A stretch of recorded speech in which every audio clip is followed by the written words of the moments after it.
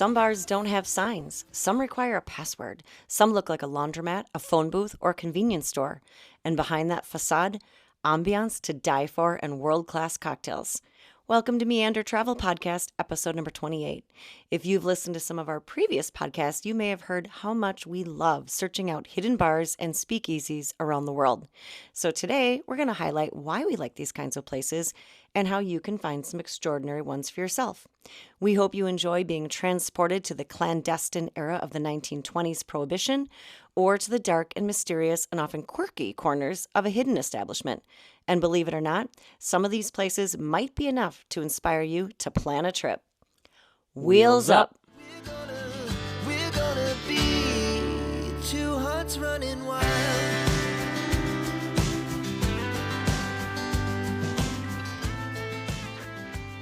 We are thrilled that you are joining us today. My name is Tony, and I'm here with my wife, Julie. And together we are Me and Her Travel. So today's episode is what we're calling a pinpoint pod. Kind of fun. As we delve in a little deeper into one specific topic, and it happens to be one of our favorite travel passions, the hidden bars and speakeasies around the world. Oh, we do love these places. But before we go much further, for those who aren't really familiar with the term, what exactly is a speakeasy?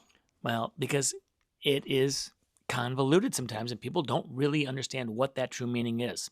Well, in order to answer that question, a tiny history lesson is in order. Don't tune out. Yeah, please. In the early 1900s in the United States, there was a progressive movement against alcohol consumption, believing that it was a public threat for health, family, stability, causing domestic violence, poverty, and political corruption. So in 1919, the Volstead Act was passed prohibiting the manufacture, sale, and transportation of intoxicating liquors or beverages nationwide. It was named the Volstead Act after the Minnesota congressman who chaired the committee that managed the bill.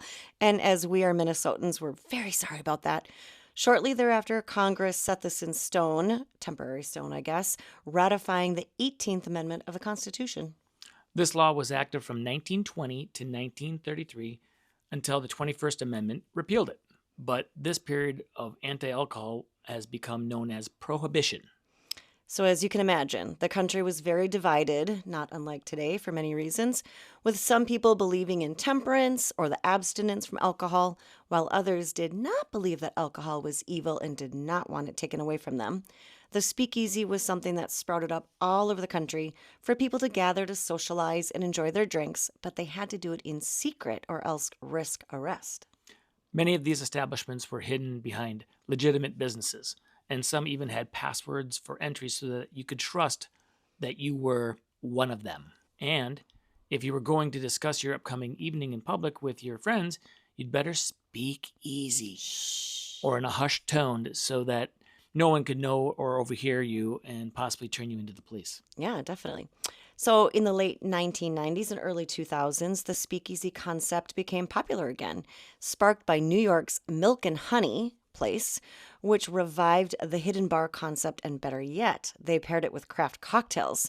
So that was a brilliant and exciting combo that became a worldwide phenomenon. So for the point of this podcast, we need to explain what the difference between a speakeasy and a hidden bar is. A speakeasy is an establishment that harkens to the 1920s, to Prohibition, a throwback bar where it typically has music, drinks, and decor that look the period or vintage, but is also characterized by hidden entrances and secret passwords. Also, dim lighting is a must. Now, a hidden bar can have any outlandish theme it wants, but its primary attribute is that it's difficult to find, to enter, and giving it a secret or exclusive vibe. Okay, so now that we've explained what these places are and what the difference is, why are we talking about this today? Well, often when we talk about some of these hidden bar experiences that we've had with people, we hear, oh, wow, I've never even heard of that before, or where do you find these kinds of things? So we thought it would be fun to share where some of these places are and what makes them so special. So Tony, what do you like best about a hidden bar or a speakeasy, and do you have a preference? I like hidden bars. I like the challenge of trying to find them. I don't need it to be a 1920s jazzy type inside. I do like dim lights, but I'd like it to have, it can have any kind of theme. It could be crazy. It could be tropical. It could be this. It could be that. It doesn't matter to me. Just that it's fun and exciting and hard to find. I like that challenge. Okay, so if you've listened to our podcast before, or if you happen to know Tony, you know that he likes to find things. So whether that's geocaching or whether that's birds, there's a lot of things See, that even in a podcast about speakeasies, you found a way to bring birds up. Not me. It's okay. It's on you this time. there's probably some bird-themed hidden bars we could find for Yes, you. there are actually. So Okay. Well, on the flip side, and we're not actually saying this just so that we can each like play devil's advocate or, play each side of the coin, but I prefer speakeasies. So I like the historical vibe. I like that they feel secretive or a little naughty or dangerous because in my real life, I am definitely not that. So that's kind of fun for me. And I think that the ones that have like a mafia theme or connection are also kind of cool. So the mafia was instrumental in bootlegging alcohol during Prohibition. Like that was their main gig. So I like the candlelight and the moody atmospheres. I like the jazz music. Sometimes I feel like I was born in the wrong era. So I just feel like it really fits me. And it really does make you feel like you're transported to a different time and a place. And these are the kinds of establishments that you can just relax and chat. And it's not a crazy bar scene. I would say that these are cocktail-centric places, but not necessarily drinking-centric places, if you know what I mean. yeah, that makes sense. It's quality cocktails over quantity. So, Yeah. and just to preface this, Julie and I are not huge drinkers. We like a drink or two, but we don't go out and get crazy and travel the world drinking our whole travels away. We just like the ambiance and coolness of speakeasies and a good drink here It's and there. making the drinking special. Right. So we're going to describe some top bars around the world in no particular order. Some of these we have been to, and some we have put at the top of our travel list. And I'm not kidding when I say I have an entire folder in my Maps app dedicated to speakeasies around the world, or hidden bars. Ones that we've been to and ones that we want to get to. For the podcast today, we have compiled a list of 8 because 10 is just too cliche, but 8 awesome places that often rank in the top bars and speakeasies of the world. Now, one thing about this is that we're going to make the same mistakes everybody else does. When it's a speakeasy, people might call it a hidden bar, or when it's a hidden bar, people call it speakeasy. But for the most part, general terminology, people just call all of these bars speakeasies. Even though they're not, hearkening back to the 1920s and Prohibition, we just call them speakeasies. They're sort of interchangeable. I mean, they actually do have separate definitions, but for common vernacular, you can kind of say either one. That's right. So we will use speakeasy, probably just like everybody else does, and call all of these bars speakeasies at some point, even in this podcast. All right, Julie, since true speakeasies are your vibe, then you are really going to love the first place that we're going to talk about today. And for the listeners, maybe 1 or 2 of these will inspire you. So let's dig in. Okay. Number 1, the Baxter Inn. This is in Sydney, Australia. How you find it? Located in the central business district, you'll need to walk down a dark and dingy alley, around the back of a building, and down some dark stairs. It all feels a little bit sketchy, and that's exactly the point. The unmarked door hides an underground lair and a speakeasy vibe that once you find it, you won't want to leave. Ooh, I like it. So why is this one special? Well, this, like you said, it's a basement bar, but it's very sophisticated and it has that intimate candlelight and a vintage atmosphere, complete with jazzy blues music. Definitely my kind of place. It has landed as high as number 6 on the top 50 bars in the world and is considered an institution in Sydney as it features over 800 whiskeys on the floor-to-ceiling wall menu. It literally has a library shelves full of whiskey, complete with ladders and suspended clad like expert bartenders fetching the bottles from higher up. They focus on single malts from all over the world, including Scottish, Irish, American, Japanese, and other European and Australian brands. They have it all. Well, for an even more intimate and educational opportunity, you can do private and or high-end whiskey tastings in their separate whiskey room. And if you are not a whiskey connoisseur per se, kind of like me, their trained and clever mixologists can help you create your own malt tail, they call it, which is a fabulous cocktail with fun flavors. It does use whiskey at its base, but they know how to do it so well and they craft them so cleverly with so many other flavors that it might just change your mind about whiskey in general. So I would appreciate that because I'm not a big whiskey drinker, but maybe I just haven't tried the right kind. Yeah, I'd say yet, because Yeah. a lot of great speakeasy drinks are, they have whiskey at I the base. used to think the same thing about gin, Right. and now, And you love gin now. so good. So I would appreciate ordering the drink called the Hunter Man, which is Appropriate. Japanese whiskey, honey, herbs, hazelnut, served on the rocks, but they have endless options as well. Yeah, so this bar really believes that there is something for everyone here, even if it's whiskey. You just have to find it. Literally, you have to find it. So when you go on a Sydney tour and you see the Opera House during the day, don't forget to go to the Baxter Inn at night. Next up, the Moonshiner. Now, this one is in Paris, France, Paris. in the 11th arrondissement near the Bastille. And we have been to this one. Yes. So how do you find it? So walking down the street, imagine you're just walking down the streets in Paris, and you head into this pizzeria. With no need to talk to anyone, you walk straight through the restaurant, right towards the back wall where you see 2 unmarked doors. You just go for it and walk in. Are you in the speakeasy? Nope. And in that moment, you have the panic starts to set in as you think you might have just walked into their restaurant's cleaning and utility room. And you're like, this is not a speakeasy. And we just made fools out of ourselves. That happens. Obviously, there's more to it. Don't tuck tail and run, because at the back wall, you should notice that there's a large industrial refrigerator with a door. And it's a big door. It's a big refrigerator. It's in this room. I think you would know what to do at the next step. Yeah. So why is this special? So this place does have that authentic hidden entrance. There's no bouncer or attendant showing you the way. You have to find this one on your own. And what I will say is sometimes for these kinds of hidden bars, you do have to put yourself out there and you might feel a little stupid sometimes. And there are maybe people watching who know what's going on and they're getting a big old kick watching you try to figure it out. But the interior of this one it's perfect. It's dark and moody, and it's a smaller bar. It's pretty cozy and intimate. The art on the walls kind of has like an Art Deco decor, and it does have the jazz music. And because it is small, it can kind of get a little bit loud in there sometimes when it's a busy night. And I was really surprised that you cannot hear the noise from the inside in the pizza parlor. So you think it's really loud back there and then you leave and you're like, oh my gosh, you can't hear that at all. And then the bartender that we had, he was so friendly and awesome, and he's totally experienced. He's a mixologist, and they're very helpful and accommodating. So they want to create a drink for you that's something that you are going to love. And they have it's like a science experiment with all of their little tubes and jars and stuff of different things that they add.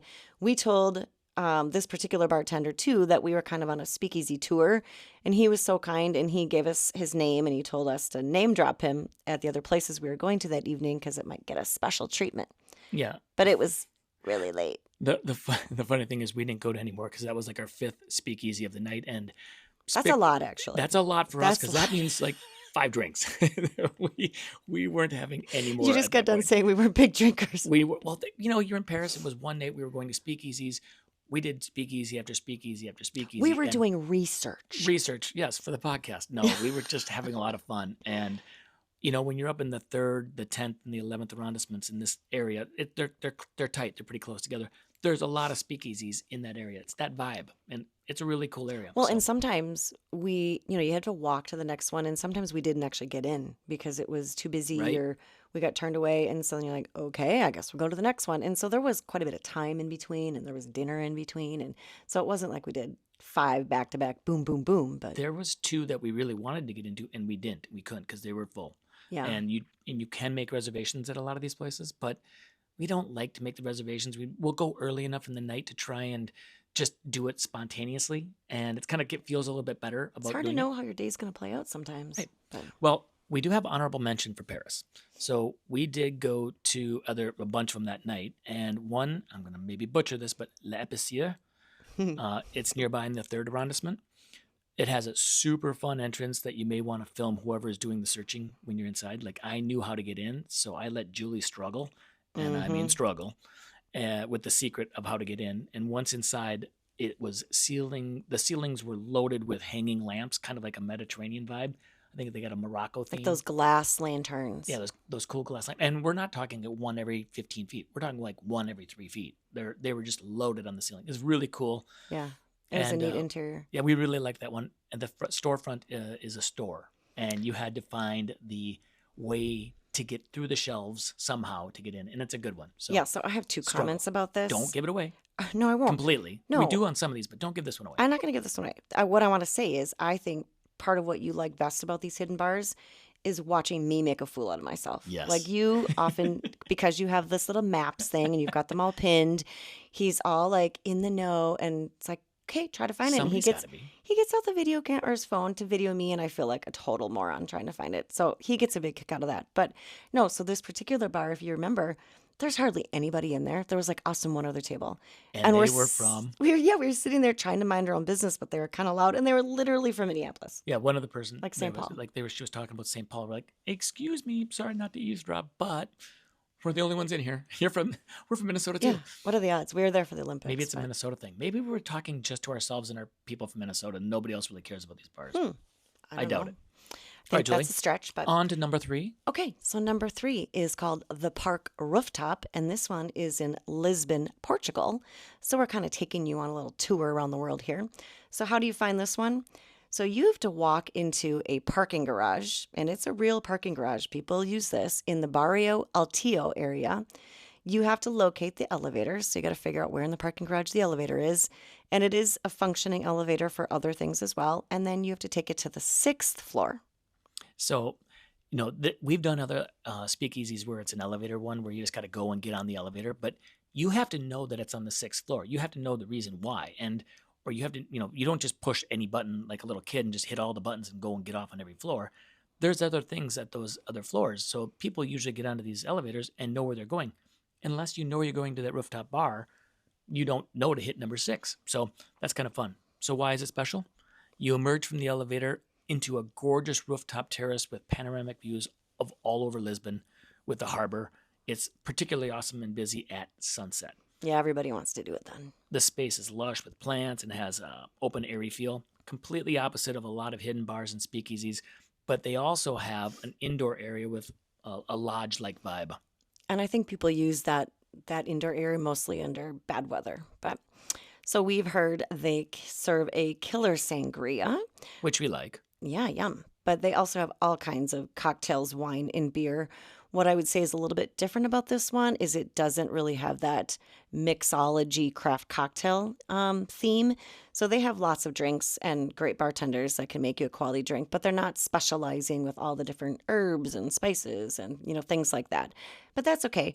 They also have more of a restaurant feel, and they do offer a variety of food from small bites if you're not that hungry to full-on burgers and all-day brunch on Sunday.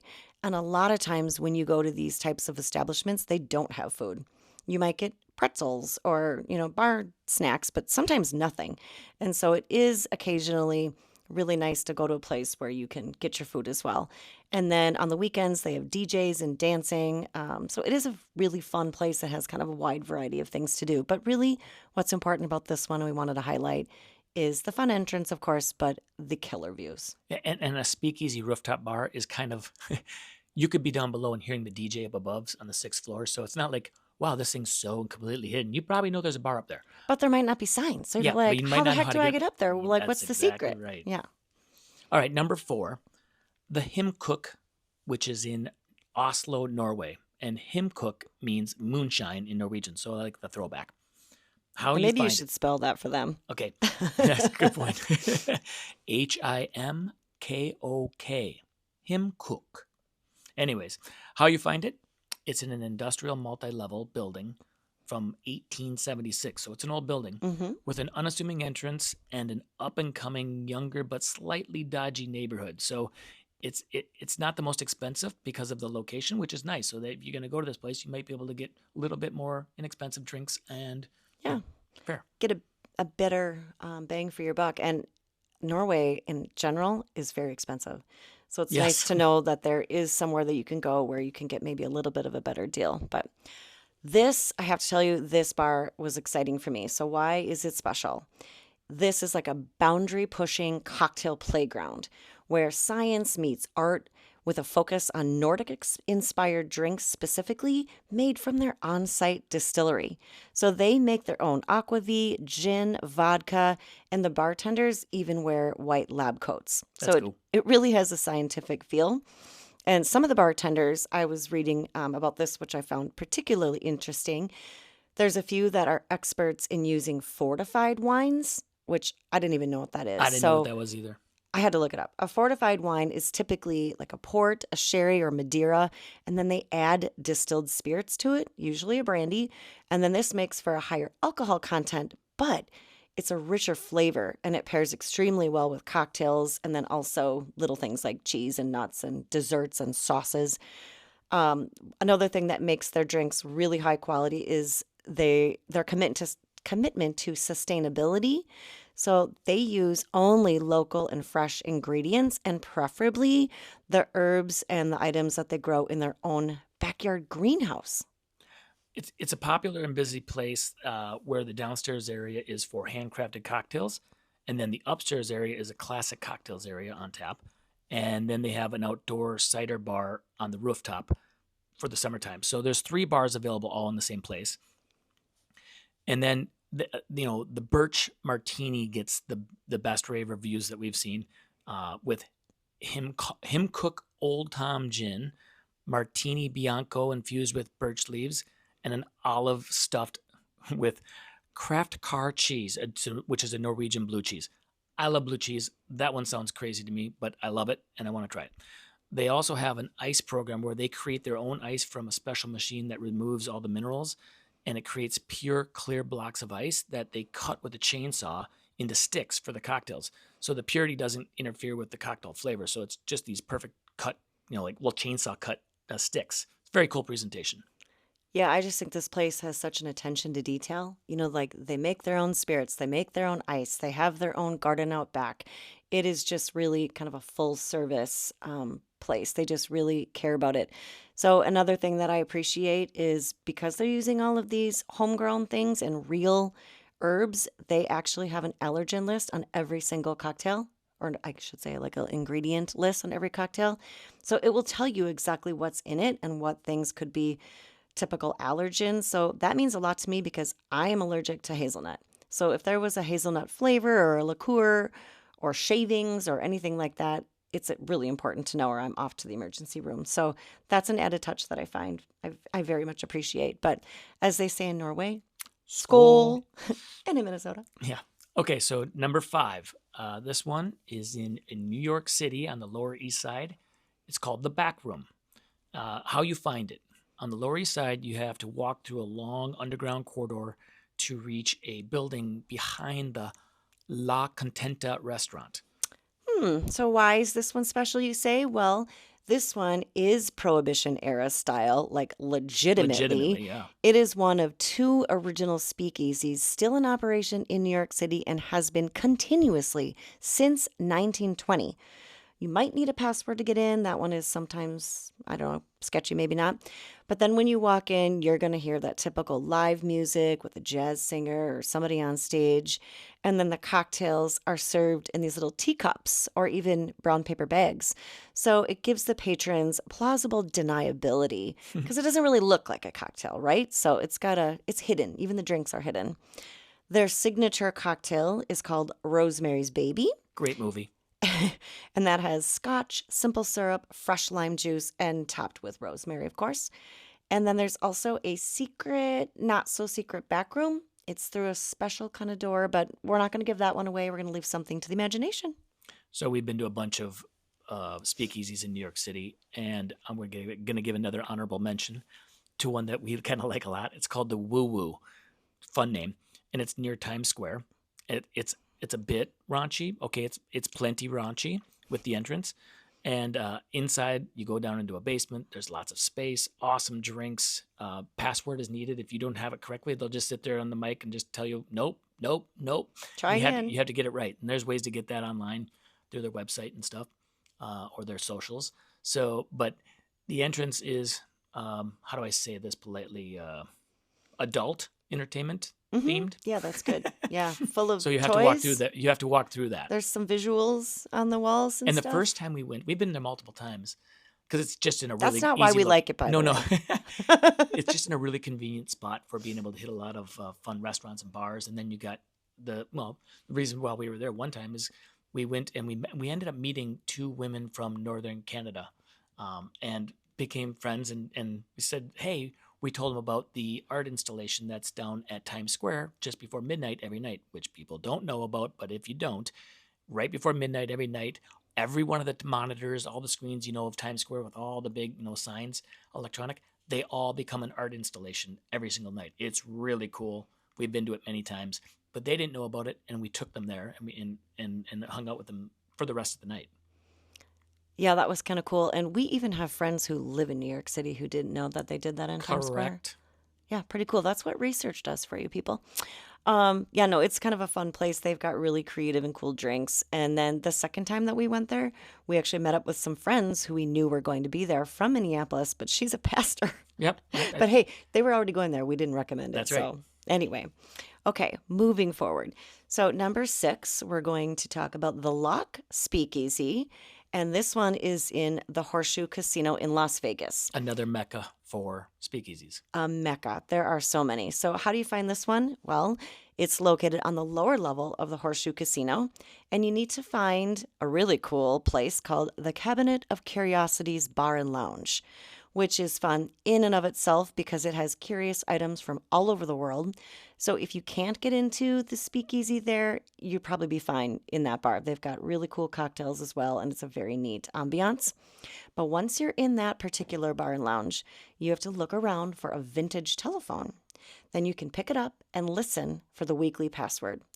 If you don't hear, by the way, they might be full. So then that means you have to wait. So if you don't hear a password, that means they're full inside. I read some reviews where that's people were interesting. mad and they tried to barge their way through and then they were turned away because they didn't have the password. Well, you have to be patient sometimes. So yes, once you have the password, then you can approach the vault door and give the password to the person there that's taking the passwords. And then you can go into the first chamber. At this point, you're going to need to solve a riddle or a challenge, and that answer is going to be your key, but you're not done yet. But wait, there's more. But wait, there's more. After you've solved the puzzle and you get your answer key, then you need to crawl through another vault door into the actual speakeasy. It's kind of like going down the rabbit hole, they say. Okay, so why is it special besides that unbelievable entrance? Yeah. It's like an escape room experience and a bar all in one. FYI, you need a reservation. You get a 90-minute time limit once you're inside, and there's a 2-drink minimum. So it will set you back about $50 a person. The space has interesting lighting elements with red brick on the walls and then tin ceilings, along with black and white movies that are projected onto the walls. They claim that their cocktails are inspired by history, and the music will transport you back in time.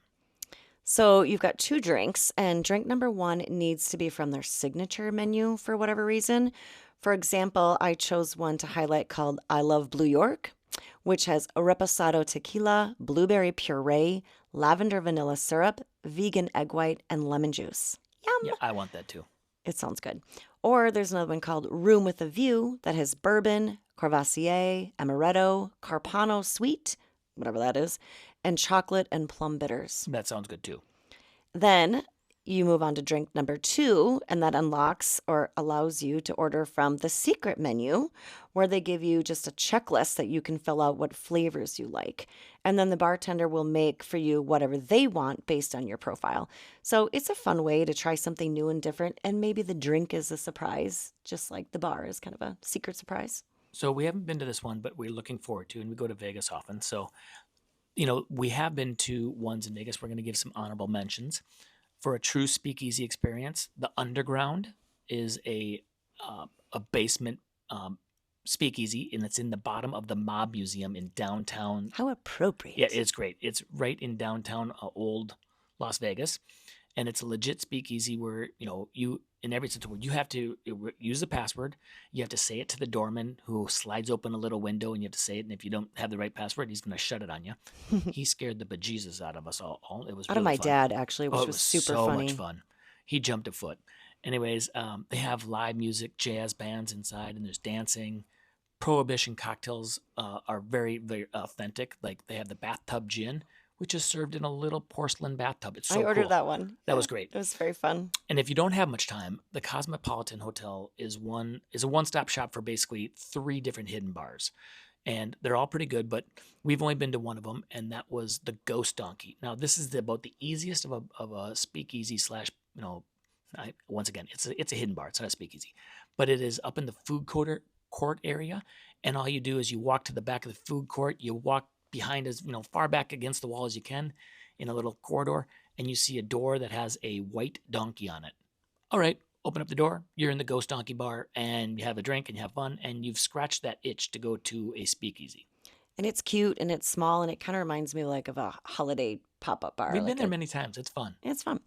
Okay, so for a bougie experience, though, if you really want to upgrade your hidden bar experience, then you can go to the Vault at the Bellagio. Now, warning, this is high-end, but I have good information from a friend of mine who's actually been there and done it. A hushed tone when they told you about it? I don't know. I feel like I need to talk in a hushed tone. So anyway, she's been here and she said it was totally worth it, even the experience, because each cocktail is going to set you back $50 by itself. But she said you will still walk away saying it was 100% worth it, even though you spent that kind of money. So they do include like some fancy freebies that they give you when you sit down. And I don't want to ruin the surprise for you because that's kind of neat what they give you. But she said it was a perfect birthday night for her husband. So if you've got a special occasion, maybe an anniversary or a birthday, or you just want to make a truly unforgettable night out, you should try the Vault at the Bellagio because it sounds pretty cool. Okay, on to number 7. This one is across the pond in Earl's Court, Chelsea, London, England. It's called Evans and Peel Detective Agency. Now, how you find it. It's a good idea to get a reservation first and foremost, which you can do on their website, but it's almost more fun if you don't, and here's why. So if you don't have a reservation, you will need to use the buzzer above the door, and when the detective answers and asks what kind of a case you are there for, you'd better have a good answer. You have to be creative. Is your case about a missing person or tax evasion or a cheating spouse? If the detective is satisfied with your answer, you will be buzzed inside and led down some stairs into the detective's office.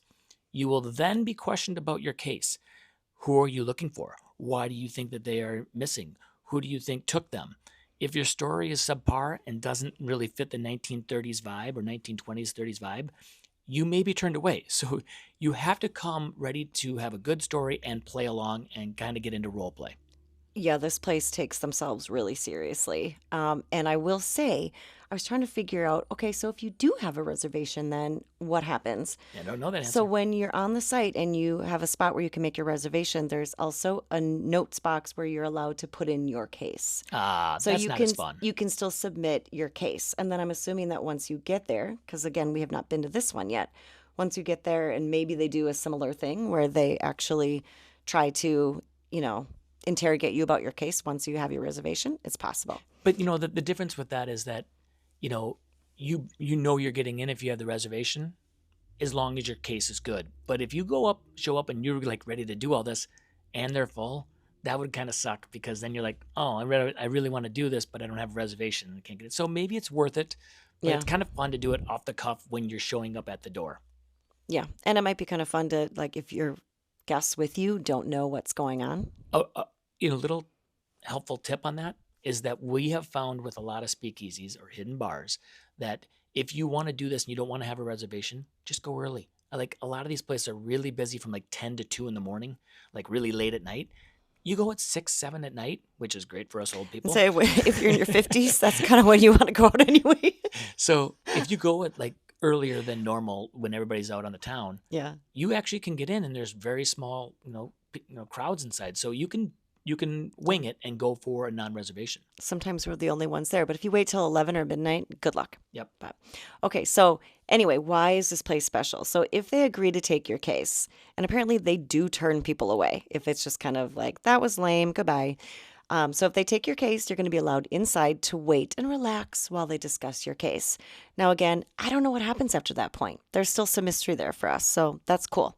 But the interior of the joint features low lighting and an intimate and slightly mysterious private eye kind of atmosphere with vintage furniture and decor and even taxidermy on the walls. The cocktail experience is equally as vibey, as the menus are actually dossiers named after famous gangsters like Al Capone. So you can order the Al Capone cocktail. They claim to be home of the world's best old fashioned. Which I am wanting to try. And I think I saw somewhere that they actually won a contest or something. So that could be true. But if that's not your thing and you aren't sure what you want to order, then you can order the Jane Doe. And that means that you allow the bartender to make whatever they'd like for you. The whole place is kind of like a dinner and a show. So it is so fun.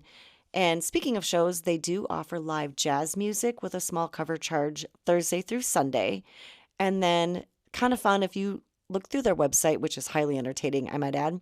They claim that, or if you look at their reviews and you try to read some of the reviews, they're called confessions. So they really carry their whole theme all the way through their establishment, even onto their website and even their reviews. So they are totally all in. That's cool. For London, since we've been to several in London, we're going to give another honorable mention. One that we've been to that we thought was cool is called Cash Cash. Now, I'm a geocacher. We cached for 20 plus years, but Cash Cash is Cache, Cache. It's in Covent Garden. And if you're going to a show, this is a perfect place for a nightcap after a show because it's in that, that area where a lot of the shows are. And it has a secret basement entrance through a restaurant up above.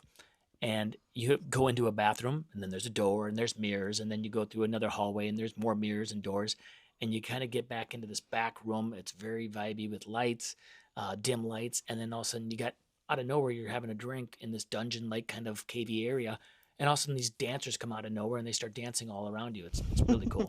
Jay, I wonder why you I liked liked this it. place. You know what's funny, though, about that one? I was not expecting the dancers. This one is well known. It's pretty famous in the area, and I will say that a little bit of the secret was kind of ruined when you're being ushered through some of these secret spots because they literally have crowd control and so many people that they're bringing in and out that they kind of usher you through the bathroom. So you're not figuring it out yourself. I think that's a little bit when a speakeasy / hidden bar gets too big that they still want to keep on doing business, but it takes away from that completely anonymity of walking into a speakeasy or hidden bar by yourself. Yeah. With nobody seeing you do it or trying to figure it out for yourself. You don't have a bouncer standing off the side saying, okay, it's your turn. That takes a little bit away from me, but some of these places are so cool that you just have to put up with that because what you get inside is so worth it. Well, and this one was like, like you said, you go downstairs and you go through two separate places. So it does feel exclusive, like you're being ushered in like a VIP, but you just don't have to figure it out yourself. Right. But another thing that I will say about that place, if you remember, we were hungry and we ordered some light bites and they were so Oh my God, we freaking ordered good. We ordered twice. them again. Yep. We're like, can you bring some more of those? There's another very famous speakeasy in London that we went to. I won't say it by name, but it takes away from it when you go and you wait in line for your reservation and there's 4 other people there, let's say, getting in line, and the person with the little pad says, okay, it's your turn. And then they come over and like the speakeasy door, let's say, is a refrigerator door. They open it for you. Like, no, let me do this. This is what I'm here for. I want this experience. Yeah. But no, they open it and escort and then tell you exactly what to do and where to go. I'm like, I don't want that. I don't need Or that. you see them, like, you see the people in front of you go inside. And you're like, well, now I know where to go. Exactly. Oh, well. All right. Sometimes last that one. happens. Okay. So our last one, and this is Number 8. Number 8, and it is the grand finale, and we have been here and we love it so much. It's called Paradiso, which means paradise in Spanish, by the way. This is in the Born district of Barcelona, Spain. It's amazing. So how do you find it? This is hidden behind a real refrigerator door in a functioning pastrami shop. And this one also has a slight giveaway because there's probably a line outside with a bouncer at the door, like you said. But they still encourage you to like go in and figure it out. Like they kind of give you some privacy to do that. It is well worth the wait. I do think you can get reservations here too. I don't know about that. I'm not sure about that one. Okay, not positive about that one. But anyway, so why is this one special? And I will warn you straight away that once you go to this bar, all other bars are going to be ruined for you. This was voted the world's best bar in 2022 and has since been on the list every year of the 50 top in the world. But when they made it on 2022, they were the first bar outside of New York or London to do so. So it was very prestigious for them. The decor in the interior has a really tropical feel. There's lots of colors, but there's sort of like a unique carved wooden ceiling that looks like the ribs of a whale. It's a very weird ceiling, but you kind of wonder if you've been swallowed up by a whale. It definitely has that low light interior, with the funky, large, glowing menus. So when you make your drink, it's easy to see. You don't have to get out your. Okay, those were super special. I've never seen anything like that before. I've seen them now since, but that is really cool. At the time, we had never seen anything like that. And they were huge. They were monstrous. They were fun. However, their innovative mixology and their theatrical drink presentations with super clever and unique drinking vessels make choosing a specific drink almost impossible, because you want to try at least a couple, if not 3 or 4, because the whole experience is a feast for the senses. Every drink is cool. For example, the Cloud cocktail, which Julie got this one, has, I'm going to butcher some of this, but I'm going to try.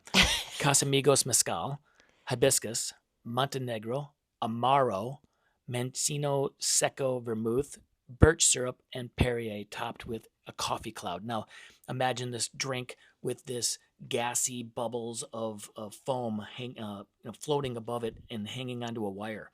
And in those bubbles, these little tiny micro bubbles. There's no wire. No, there's a wire that sticks out that comes up from the tray, and it hangs above the glass. And they take the like a paddle and hold on to the cloud that's floating, because if they let it go, it floats. And by the way, it's like a foot long. Yeah. This little micro cloud of foamy, bubbly stuff. So they take it and they put it, and it hangs right above your drink. And what you do is just before you take a sip of your drink, you go and you reach forward and you suck in. You slurp it in. Slurp in the bubbles, the air. And that's a really strong coffee flavor inside the air of the bubbles. And then you take your drink. I think we might have even talked about this before, but it was really cool. And I had one that made my lips go numb, because they put some herb in there that my lips went numb. That was great. You couldn't even talk. Anyways, it was really, really cool. So it's the easiest place to make friends and chat with people. The people next to us were 2 German young guys. And they said, "What are you guys doing next?" And they're taking pictures for us. We're taking pictures for them. And also, like, well, where do we go next? And we ended up going and going out on the night and going to discotheques with them until like 2 in the morning. What the 3 in heck? the morning. Why not? So it was a lot of fun. Got to go and just try it. And it didn't matter. Just What's go. neat is, well, first of all, you're pretty close to the people at the tables next to you. And you're just looking around. You're looking at your menu, trying to think, what should I order? And then you look next door and you're like, what is that? Yeah, what do you got? did you order? And then you look on the other side. Now, what does he have? Oh my gosh, look at that. And some of the drinks come on these coasters that glow. So they were like glowing green or red. And then some are in like these smoke-filled boxes. And they were all so incredibly unique. And you wanted to try different ones because the flavor profiles and the neat, whatever. So it was a really cool place. And it's the kind of establishment that you tell all your friends about, that you talk about. And they don't go. For years to come. We have sent many people there, and they have not. Oh, sorry, we didn't get around to it. We got busy. Like, what? And if you're listening, you know who you are. Yeah, you know who you are. So don't We gave make you that mistake. one set of rules if you're going to Barcelona. Get to this bar.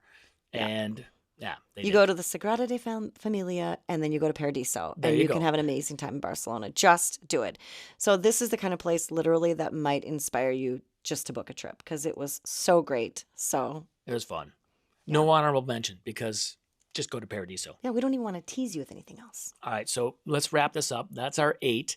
Now let's have a quick, sidebar about these speakeasies. Okay. Which bar, Julie, would you plan a trip around if you had to pick one of these to say, all right, we're gonna go and we're gonna go there? Now, you don't have to be going just for this reason, but if you're going to that location, this is priority. This is the reason why you would I need to go to this bar.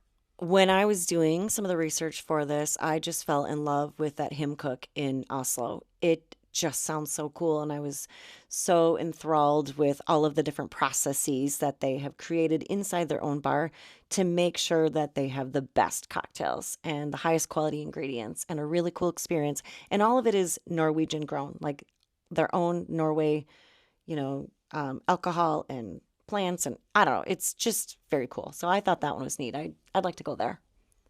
And then, I don't know, how about you? Where would you?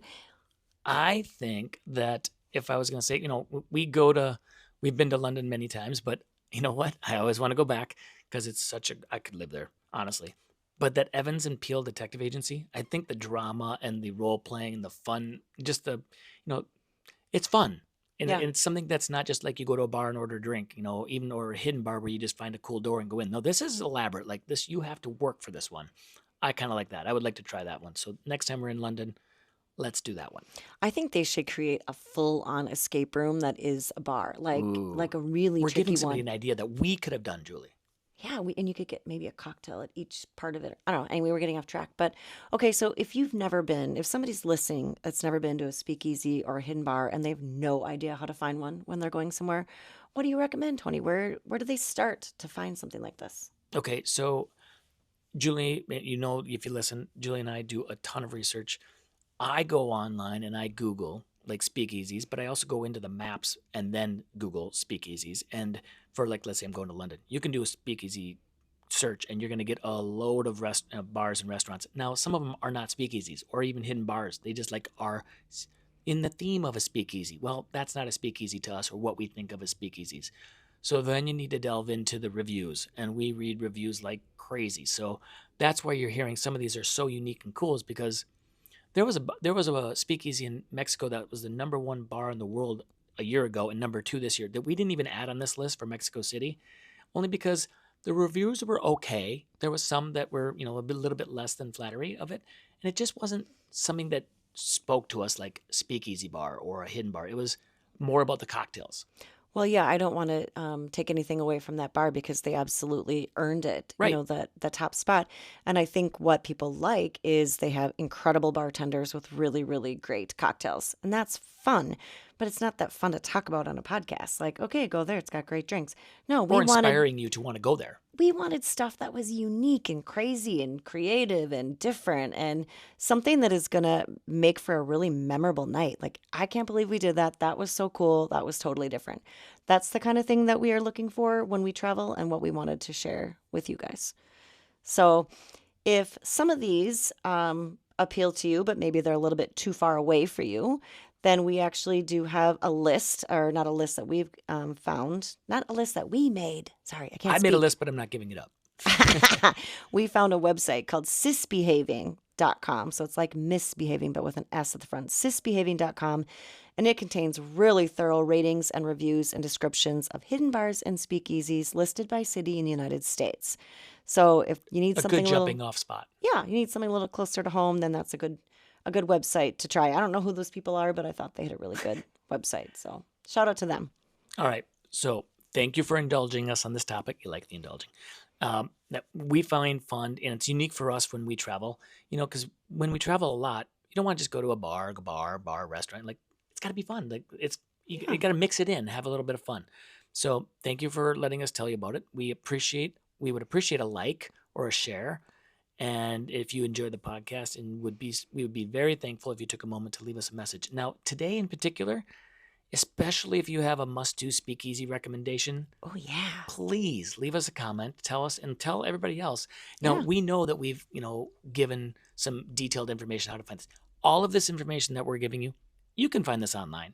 You can do your research and digging. We're not giving away the secrets that people can't figure out online. So it's not like we are divulging secret clues or anything like that. And some of these may change. Bars come and go, so you have to kind of do your own research. But you can always find something. We really just wanted to kind of share a feeling. Like, what are these things?